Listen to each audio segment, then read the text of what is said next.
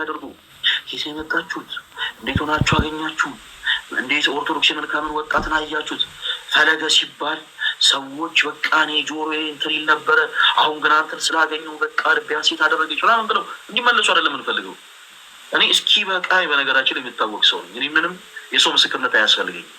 ወደድክም ጠላህም ሁሉም ሲያገኝ እንግዲህ ያው ፈልጎ አላውቅም ማለት ይችላል ሰው እና ማንም ሰው ለኔ እንዲመሰክርልኝ አልፈልግም ነው ባጭሩ። አልፈልግም። የምንፈልገው በነፍስ የድካምነት ስሜት የተሰማቸው ፕላስ ደግሞ በከባባድ ልምምዶች ውስጥ ያሉትን በጣም ከባባድ በሆኑ ልምምዶች ውስጥ ሆነው በጣም ተቸግረው ያሉ ከዛ ልምምድ መውጣት የሚፈልጉ ሰዎችን በአጠቃላይ ግን ልናገዛቸው እንፈልጋለን። ስጋቸውን በመሸጥ የሚኖሩ እህቶች እኔ አንዲት እህት መልእክት አስቀምጣልኝ እንዴት ልቤ ደስ እንዳለው እኔ ነኝ የማውቀው። ስጋዋን በመሸጥ የምትኖር ሴት ነች። ሊያውም ከሌላ ቤተ እምነት የመጣች። ቤተ እምነቷን መጥቀስ አያስፈልግም። ምክንያቱም እኛ የብሽሽቅ ዓላማ የለም። የብሽሽቅ ዓላማ ቢኖረን ኢቭን ለእነሱ እንኳን ሚስጥር ሳንጨነቅ አንዳንዴ ምን አለ መሰላችሁ፣ እኛ ኦርቶዶክሳውያን በነገራችን ላይ በአደባባይ የሚወራውንና ለካህን የሚወራን ነገር ለይተን እናውቃለን። ስለዚህ ለሆኑ ሰዎችን ለማብሸቅ ብለን ገመናቸው መደበቅ ያለባቸውን ሰዎች ሁሉ አደባባይ እየወጣን እሺ ከዛስ በለው ያዘው ፈለጠው አንልም። በቻልነው አቅም በውስጥ ማውራት የምንችላቸው ሰዎች በውስጥ እናወራቸዋለን። እና ይቺ ስጋዋን በመሸጥ የምትኖር እህት ነች። ያውም ከሌላ ቤተ እምነት የመጣች በተለያየ አይነት ኮንዲሽን ላይ አንድ ሌላ ፕሮቴስታንት ነገ ከነገ ወዲያ መጥቶ የሆኑ ሰዎችን ጫት ላስጠርቢ። ይሄ መልካም ሀሳብ ነው። በነገራችን ላይ ምንም የሚያበሽቅ ነገር አይደለም። የምትበሽቅ ከሆነ ችግር አለ ማለት ነው። ኦኬ በላካ ይሄ መልካም ነገርን ከማድረግ ባለፈ በነዛ ሰዎች ስም የሸቀልክ ከሆነ ወረ ልትበሽቅ ትችላለህ። ምክንያቱም እንደ ገበያ ስለምታየው ማለት ነው። ልክ ከስጋ ቤት አጠገብ ስጋ ቤት ሲከፈት ቀድሞ የከፈተው ባለ ስጋ እንደሚያኮርፍ ሁሉ በተመሳሳይ ቢዝነስ እየሰራህበት ከሆነ ልትከፋ ትችላለህ። ካልሆነ ግን ፖዚቲቭ ምንም ችግር የለውም። እና ባጭሩ እኛ ማንም ጮኸ ማን አረ ፕሊስ እንደዚህ አትበሉ ይሄ የእኛ ስም ነው ምናምን አሉም አላሉም እኛ ለእንደዚህ አይነት ሾቶች ቦታ የለንም። እግዚአብሔር ይመስገን። አረ እያስተዋወቅከው ነው ገሌን ምናምን ብለውም ይሄኛውን አዲሱን ደግሞ የእኛን ራዕይ እያስተዋወቁ ያሉትን በዚህ አጋጣሚ በዚህ ዙሪያ በጉባኤ ፈለገ አትናቴዎስ ዙሪያ ከልቤ ነው የሚመራችሁ። ይሄ ለወረት ምናምን አይደለም። በጉባኤ ፈለገ አትናቴዎስ ዙሪያ በኦርቶዶክሳዊ መልካም ወጣት ዙሪያ የተለያዩ ቪዲዮዎችን ሲሰሩ የነበሩ የተለያየ ቤተ እምነት አማኞች ስፔሻሊ ፕሮቴስታንት የሆኑ እህት ወንድሞች ካሉ መልእክቴን አድርሱልኝ። ለእያንዳንዳቸው 10 ሺህ ብር ይሸልማቸዋል። አካውንታቸውን በውስጥ መስመር ያስቀምጡልኝ። በቁም ነገር እንዲህ ዝም ብዬ ለወረት አይደለም። በቁም ነገር አካውንታቸውን በውስጥ መስመር ያስቀምጡልኝ። ምክንያቱም ለእኛ ትልቅ ስራ ነው ይሰሩልን። ይሄ ሁሉ ኦርቶዶክሳዊ የሆነ ሰው በአጠቃላይ በእነሱ ጩኸት እነሱ እኛን እናበሽቃለን ብለው እኛን እንዘልፋለን ብለው እኛ እናበሳጫለን ብለው በሰሯቸው ቪዲዮዎች ነው ይሄ ሁሉ ሰው ይሄንን ጉባኤ ፈለገ አትናቴዎስን ሊያቅ ሊረዳ ይቻለው። እና ለእያንዳንዳቸው 10 ሺህ ብር እንሸልማቸዋለን። ፈቃደኛ ከሆኑ ማለት ነው። ፈቃደኛ ከሆኑ አካውንታቸውን በውስጥ መስመር ያስቀምጡልኝ፣ እሸልማቸዋለሁ። እና ሁላችሁ እዚህ ውስጥ ያላችሁ ኦርቶዶክስ የሆናችሁ እህቶች ወንድሞች ዛሬ ማታም እጅግ በጣም የምንወደው አንድ ወንድማችን በሌላ አይነት ኮንተንት የምታውቁት አንድ ወንድማችን ዛሬ ማታ ይመጣል። የኛ ዓላማ በቃ ያ ነው። በሌላ አይነት ህይወት ላይ ያለውን ሰው በአጠቃላይ ቀስ እያደረጉ ወደ ቤተክርስቲያን ማቅረብ ነው። ለምሳሌ ዛሬ ያብን ተመልከቱት።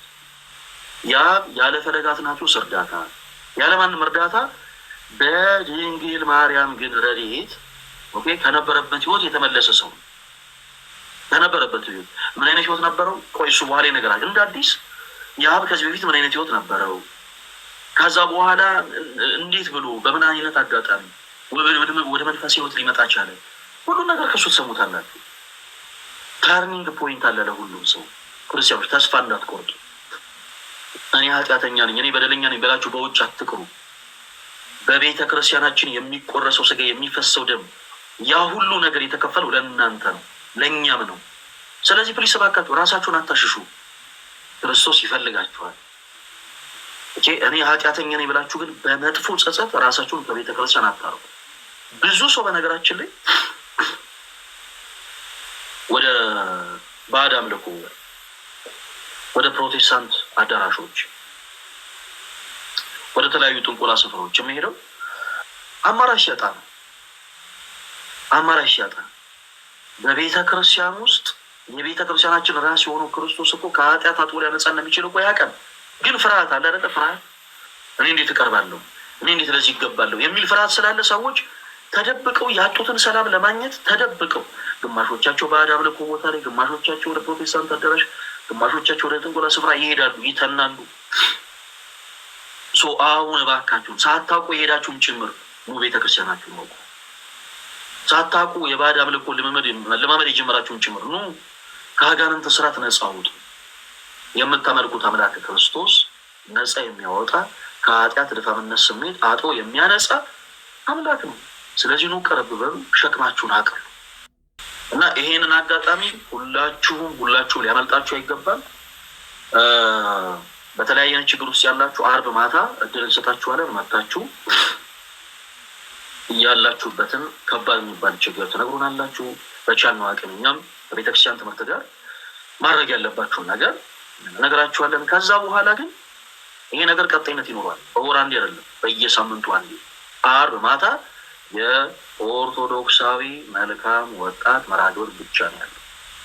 መሬት ላይ አውርደን ጉባኤ ፈለገ አትናቴዎስ የሚባል ጉባኤን ደግሞ ለእግዚአብሔር መልካም ፈቃድ ለሁሉም ሰው እናሳያለን። ብዙዎችም ይጠቀሙበታል ብለን ተስፋ እናደርጋለን። እግዚአብሔር አምላክ ይርዳን።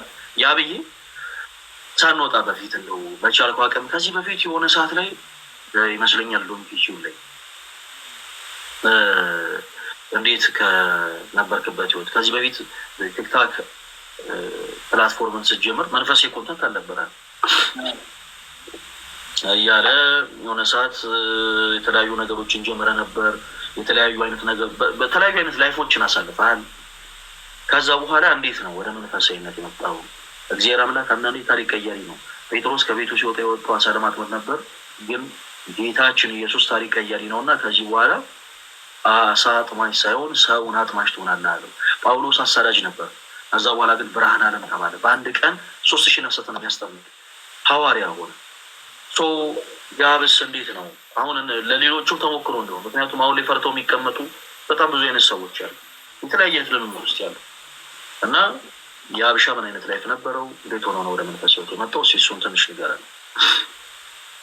እሺ ፈለገ፣ አመሰግናለሁ። በመጀመሪያ ቢያንስ አንድ ሰው ቢቀየርበት ማውራቱ መልካም ነው እና እኔ እንግዲህ ቲክቶክ ላይ አለማዊ ስራ ነበር የምሰራው። ማለቴ ፕራንክ ሰራ ነበር፣ ሊፕሲንግ ዘፈኖችን ሰራ ነበር እና ከቤት ቲክቶክ እንደጀመርኩ አካባቢ እንደዚህ አለማዊ ስራዎችን እየሰራው ከቤት ወጣው፣ ከቤተሰብ ማለት ነው እና ብቻዬን ከጓደኞቼ ጋር መኖር ጀመርኩ። ከዛ ጌም እንደዚሁ ስጫወት በፕራንኮቼም አንዳንድ የሚወዱኝ ሰዎች ነበሩ እና በጊፍት መልኩ ሰፖርት ያደርጉኝ ነበር አንዳንድ ነገር እና አለማዊ ነገርን እየሰራው እቺ ገንዘቡ መምጣት ጀመረ ማለት ነው። ከዛ እንደዚህ ሲሆን ምን አይነት ላይፍ ጀመርኩ? ያለ እድሜ ማለት ነው። የክለብ ላይፍ የሚባል በቃ በጣም ላይፍ ውስጥ ገባው ማለት ነው። የክለብ ላይፍ ውስጥ ገባው።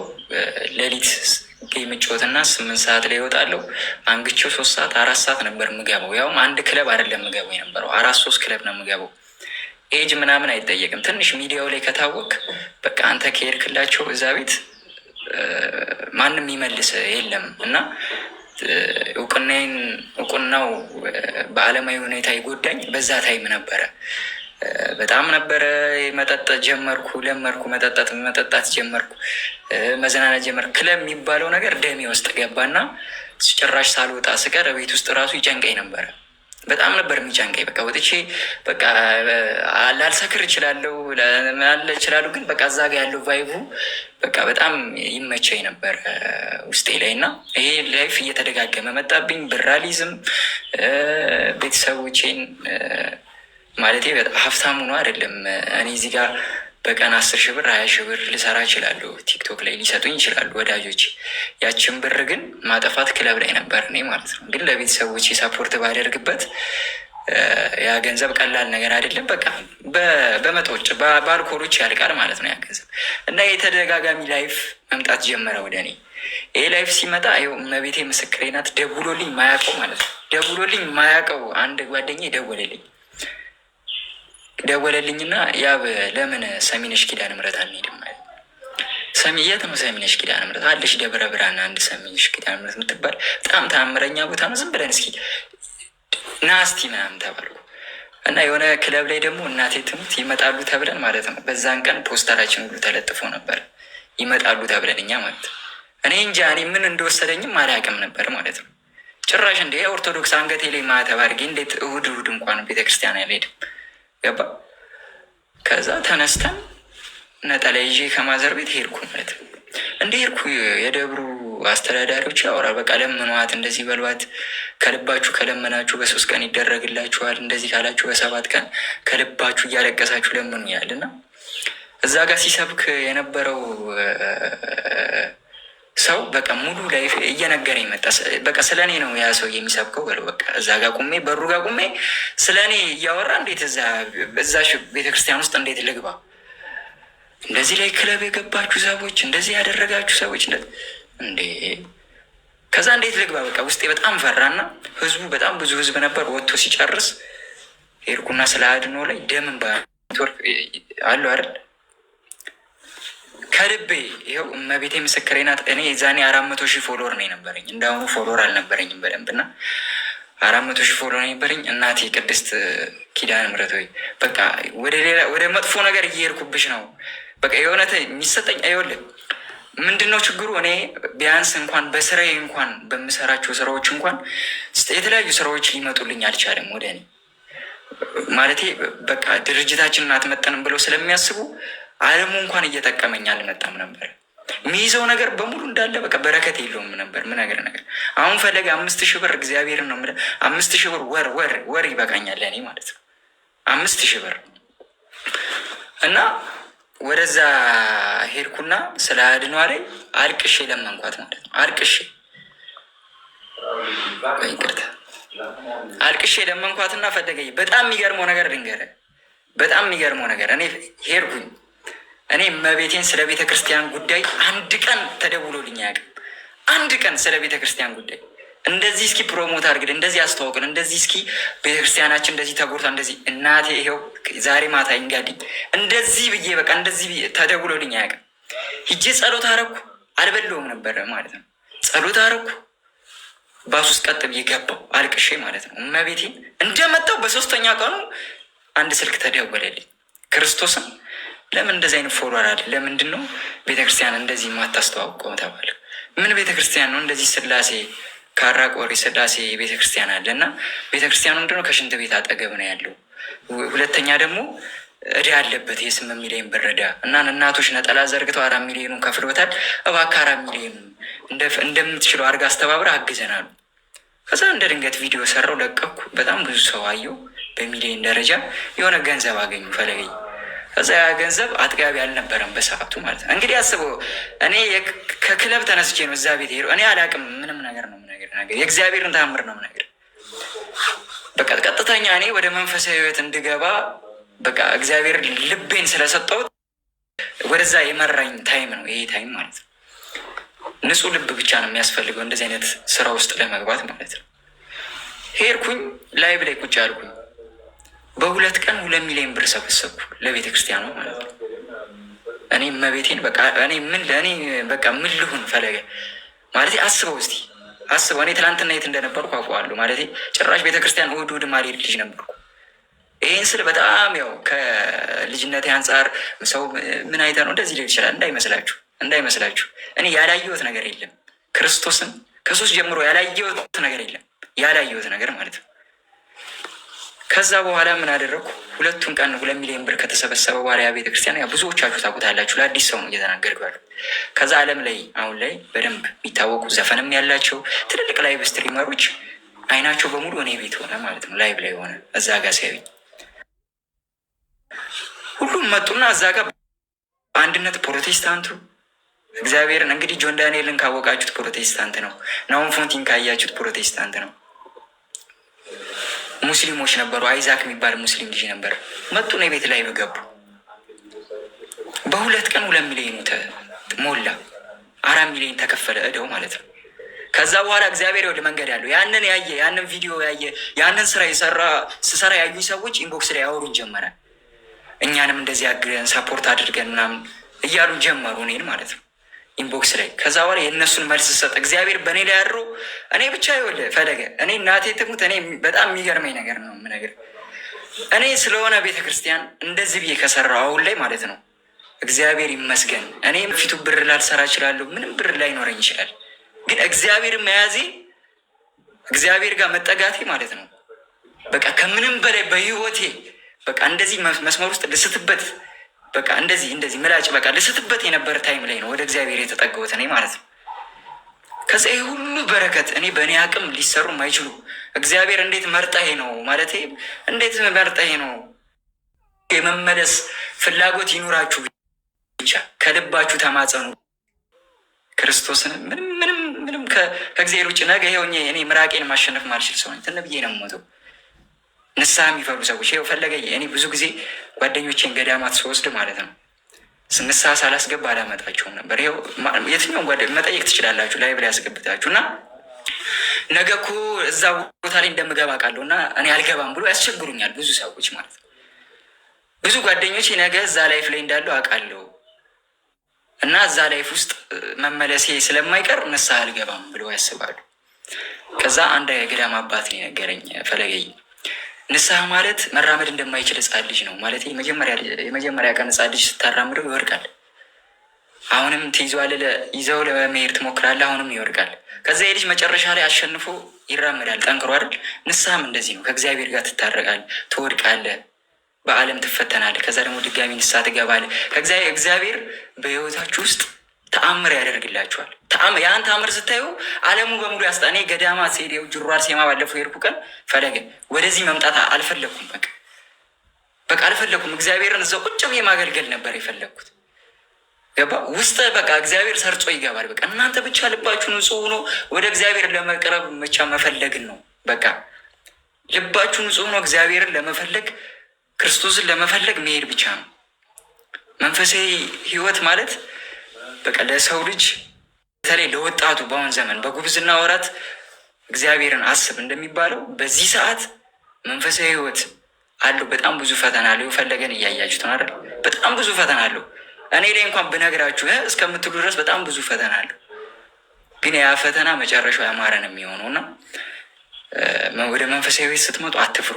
እኔ እንደዚህ ኃጢአተኛ ነኝ፣ እንደዚህ ቆሻሻ ነኝ፣ እንደዚህ እንትን ነኝ የሚባል አማርኛ እንደዚህ የሚባል ነገር የለም። ሁላችንም ግን እለት ተዕለት ይቅር የሚለን አለ ክርስቶስ።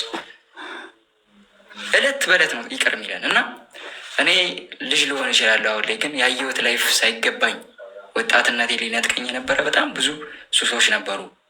በጣም ብዙ ዳንኪራዎች ነበሩ። ግን እግዚአብሔር ይመስገን በቃ ድንግል ማርያም ዝቅ ብዬ አልቅሼ ነው እሷ በቃ ያሰብኩትን ያደረገችልኝ። አሁን እንደምታዩት ሰው አሁን እኔ ይገርመኛል ፈለገዬ እኔ በሄድኩባቸው ቦታዎች በሙሉ እግዚአብሔር የሚሰጥ ክብር የሚሰጥ ሞገስ በብር እኮ አትገዛውም እኮ $1 ሚሊዮን ብትሰጥ እኮ ያን ክብር አታገኝም። እግዚአብሔር የሚሰጥ ክብር ሰዎች ላይ በቃ ዝቅ ብሎ እንዴ ይህን ክብር ማን ይሰጠኛል? እኔ እግዚአብሔርን የምሬን ነው የምላችሁ። ማን ይሰጣል ክብር? ሞገስ የሚሰጥ ማን ነው? ክርስቶስ ነው። ስለዚህ አሁን ወደ መንፈሳዊ ህይወት የሆነ ፈለገ በጣም እየለፉ ነው። እኔ እና ፈለገ ይህን ነገር ሲያስበው የሆነ ቦታ ላይ ቁጭ ብለን አውርተ ነው ነበረ።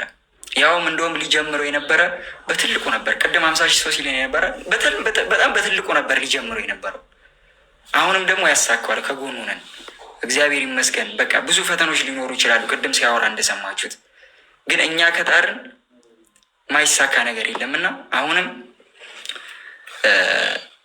እንደውም እንደነፈለገ ሚዲያው ላይ በጣም እንደውም እየለፉ አይደለውም ማለቴ እነሱ ቁጭ ብለው ሌት ቀን ነው በቃ አንድ ሰው ከለወጥም ብለው ቁጭ ብለው ላይቭ ላይ አይናቸው ደም እስከሚመስል እየሰሩ ያሉት እና አሁንም ጥሪ ሲያቀርቡ ኦርቶዶክሳውያን አትፍሩ።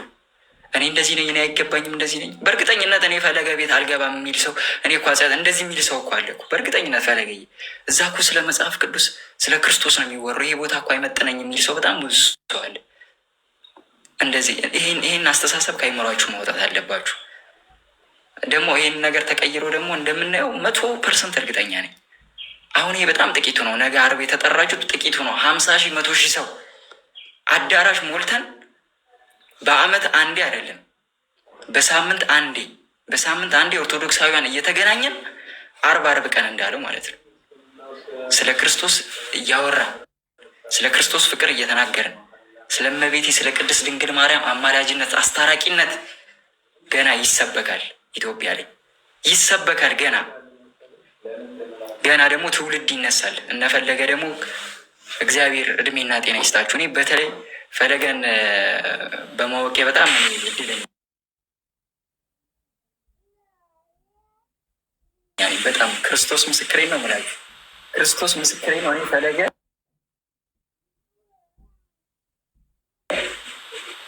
ያው እንግዲህ ካራቃችሁ ሰሚት ጊዮርጊስ ቤተክርስቲያን ከቅዳሴ በኋላ ማለት ነው።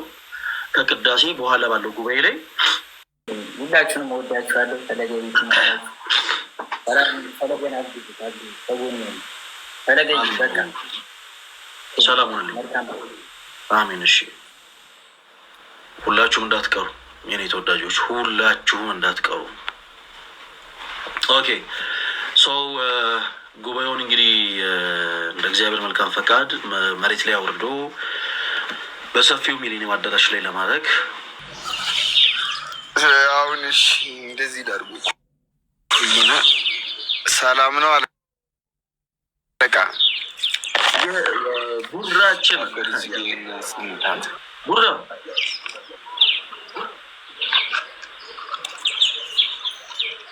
ምንድን ነው ስኮረም? ሰላም ነው አለቃ። ያረተው ግድ የለም ተው። እንዴት ነህ?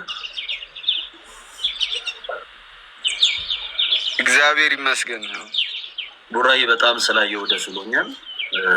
እጅግ በጣም ወዶ እንደሚነ እና ዛሬ ደግሞ ብልክ በዚህ መልክ ስላየው በጣም ደስ ያለኝ ወዳጅ ወንድም ነው።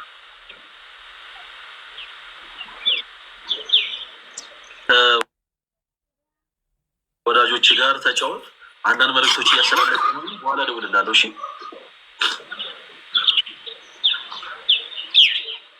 እሺ እሺ አለቃ። እሺ ቡራዬ ሰላም ነው።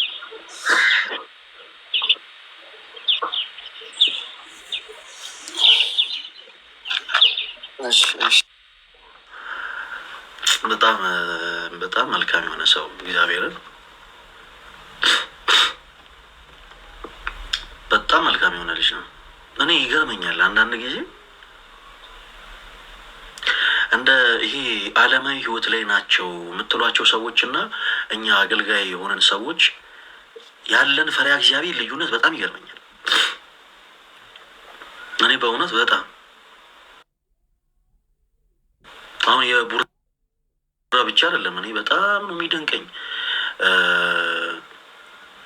ቤላም የመጀመሪያ ጊዜ ስንገናኝ እንግዲህ እኔ ራሱ መንፈሳዊ የምባል ሰው አይደለሁኝም። እንደው እግዚአብሔር በሚያውቀው ዱርዬ ነኝ እና ቤላን የመጀመሪያ ጊዜ ሳይገኘው ኖ በቃ በፍጹም ፈለገ አንተ እያለህ እኔ እዚህ መቀመጥ አይገባኝም ነው ያለው። በጣም ነው የደነገጥኩት። ጌታ ምስክሬ በጣም እና በጣም ራሳቸውን ዝቅ የሚያደርጉበት መንገድ በጣም ነው የሚደንቀው። እነ ፊዮና እነ ጃኒ እኔ ለቤተ ክርስቲያን እገባለሁ እንዴ ብሎ ያውቃሉ።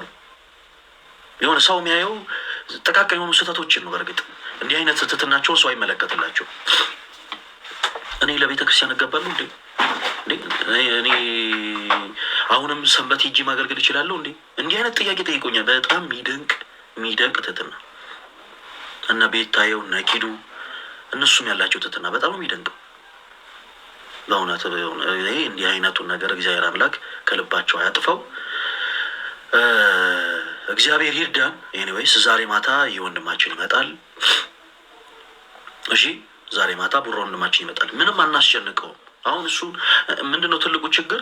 ሰዎች በዚህ መልኩ ሲመጡ እንዳይሰለቹ ቤተክርስቲያን እንዲናፍቁ የማድረግ ብቻ ለማን ሊሆን የሚገባው። ማታ እንደ እግዚአብሔር መልካም ፈቃድ ሲመጣ ተወዳጆች ጀስት ትምህርት ምናምን አይደለም፣ ጀስት ጨዋታ ነው የምንጫወተው። ጨዋታ ማቅረብ ላይቭ እንዲከፍት እናደርገዋለን። እኛም ላይቭ እንከፍታለን። ከመጣ በኋላ ጌም እንጫወታለን፣ ካሸነፍን መዝሙር ትዘምራለህ ብለን ወይ ደግሞ የምትወደውን አንድ የመጽሐፍ ቅዱስ ነገር ትነግረናለህ ብለን ዝም ብለን በጨዋታ መልክ እናቀርባለን እንጂ ገና ከመምጣቱ እግዚአብሔር እንደዚህ አድርጉ ብሎ ምናምን ካላችሁበት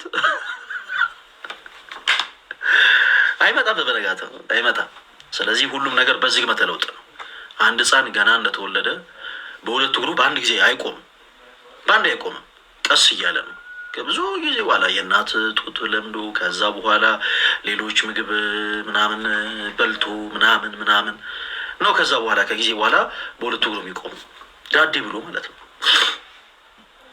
ስለዚህ ቡራም ገና ከመምጣቱ ስለ ሳሊቬሽን ሰዎች በማመናቸው ብቻ የዘላለም ሕይወትን አያገኙም። ቡራ ሰዎች በክርስቶስ ካመኑ በኋላ ቅርንጫፍ ይሆናል ምናምን ብትሉት ምንድን ነው በቃ እየተካሄደ ያለው ነው የሚለው። ስለዚህ ቡራ ወንድማችን በፍቅር ጅስ ልክ እንደሱ ሆነን ነው እኛም ዛሬ የምንጫወተው። ደግሞ እሱ ሲመጣ ደግሞ እንዴት ጨዋታ ትጫወታላችሁ ምናምን ደግሞ እያላችሁ ደግሞ ግራ አጋቡት አሏችሁ። ደግሞ ልጁ በፍቅር ሁሉ ነገር በፍቅር ነው የምናደርገው። ሲመጣ ዛሬ ጌም ነው የምንጫወተው። ጊፍተሮች እንደውም ተዘጋጁ፣ በደምብ ተዘጋጁ። አንድ ሁለቴ አሸንፈን በደንብ ወይ ካዘመር ነው ወይ ቃለ እግዚአብሔር ካናገር በኋላ ደግሞ እሱን በደንብ ቀኔ ቤት ያላችሁ ጊፍተሮች በአጠቃላይ እሱን ደግሞ በደንብ ሰፖርት ታደርጉታላችሁ በደንብ እና በዚህ መልኩ ትንሽ ወደ ቤተክርስቲያን ቀረብ ሲሉ ሞር አለለ ቤተክርስቲያንን ትምህርት ወደ ማወቅ ደግሞ ልባቸው እየጓጓ ይሄዳል። አንዳንድ ቦታዎች ላይ እኮ ሰዎች የራሳቸው ቸርች አባል ለማድረግ እኮ ሰዎችን እግር ኳስ ያጫውታሉ። ይህን ታውቃላችሁ? እግር ኳስ ሰፊ የሆነ የቤተ አምልኳቸው ቦታ ላይ ሰፊ የሆነ ሜዳ ያዘጋጁና የምንም እምነት ተከታይ የሆነ ሰው እየመጣ ኳስ እንዲጫወት ያደርጋሉ። ኳስ እንዲጫወቱ ከዛ ኳስ ሊጫወት የመጣውን ሰው እንደምንም ቀስ ብለው ደግሞ የቤተ እምነታቸውን ትምህርት እንዲከታተል ያደርጋሉ ማለት ነው። በመጀመሪያ የሚያደርጉት ነገር ማለት ነው ኳስ እንዲጫወት ማድረግ። አንዳንዶቹ እንደውም ስፔሻሊ ድህነት ውስጥ ያሉ ሰዎች በቃ የሚጓጉለትን ነገር ይሄ በርገር ምናምን እያዘጋጁ ይሰጧሉ። ቤት አምልኮ ሆኑ ለስሁት ነገር እንኳን ሰው በርገር እያዘጋጀ ያበላል። ትቀለዳላችሁ።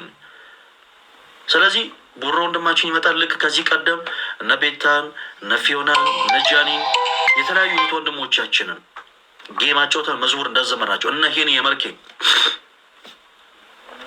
እነሱንም ኦኬ ቡራንም ጠርተን ጀስት በቃ ሳይጨንቀው መዝሙር መዘመር ከጨነቀው ዝም ብለን ስለሌላ መንፈሳዊ ነገር እናወራለን። ምንፈልገው አንድ እርምጃ ወደ ቤተክርስቲያን እንዲቀርብልን ብቻ ነው። በዚህ አይነት ህይወት ውስጥ ያሉ ሌሎች ሰዎችንም ቀስ እያልን በፍቅር ነው የምናስጠጋቸው እና እግዚአብሔር አምላክ ይርዳን። ሰው በስመጨረሻ ሳልወጣ የምናገረው ነገር